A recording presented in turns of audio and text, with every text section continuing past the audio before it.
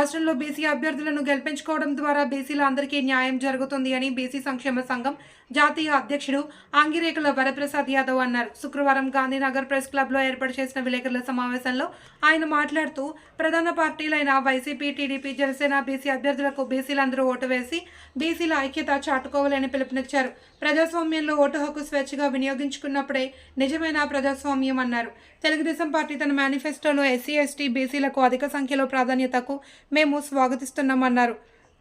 Are Krishnaiah మీద జరిగిన దాడిని, పుంగనూరు అభ్యర్థి రామచంద్ర యాదవ్ మీద వైసీపీ కార్యకర్తల దాడిని ఖండిస్తున్నామని ఆయన అన్నారు. ప్రధానంగా ఆంధ్రప్రదేశ్ రాష్ట్రంలో ఓబీసీలు 52% జనాభా కలిగి ఉన్నారు. బీసీ వర్గాలు సామాజికంగా, రాజకీయంగా తమ ఐక్యతని చాటడానికి ఈ రాష్ట్రంలో మనకు ఉన్నటువంటి ఓటు అనేటువంటి వజ్రాయుధం ద్వారా ఈరోజు ప్రధాన రాజకీయ పార్టీలైన టీడీపీ, వైసీపీ, జనసేన పార్టీల్లో ఉన్నటువంటి బీసీ అభ్యర్థులకి బీసీలు ఓట్లు వేసుకొని మన యొక్క ఐక్యతని ఓటు ద్వారా రుజువు చేయాలని ఈ సందర్భంగా జాతీయ ఓబీసీ సంక్షేమ సంఘం తరపున విజ్ఞప్తి చేస్తా ఉన్నాం.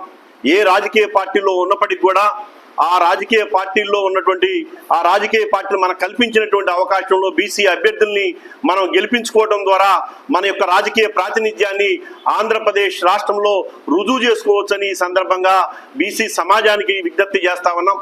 రాష్ట్రంలో ఉన్నటువంటి బీసీ వర్గాల ప్రజలు చైతన్యవంతంగా ఆలోచించి వివేకవంతంగా మన బీసీ అభ్యర్థులను గెలిపించుకోవడం ద్వారా బీసీ హక్కుల్ని, బీసీల సమస్యల్ని అసెంబ్లీ వేదికగా మనం సాధించుకోవచ్చని ఈ సందర్భంగా విజ్ఞప్తి చేస్తా ఉన్నాం.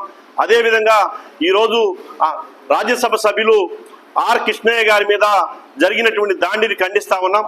అదేవిధంగా పొంగనూరు నియోజకవర్గంలో రామచంద్ర యాదవ్ గారి మీద మరి వైసీపీ నాయకులు చేసినటువంటి దమనకాండని, హింసని తీవ్రంగా ఖండిస్తా ఉన్నాం.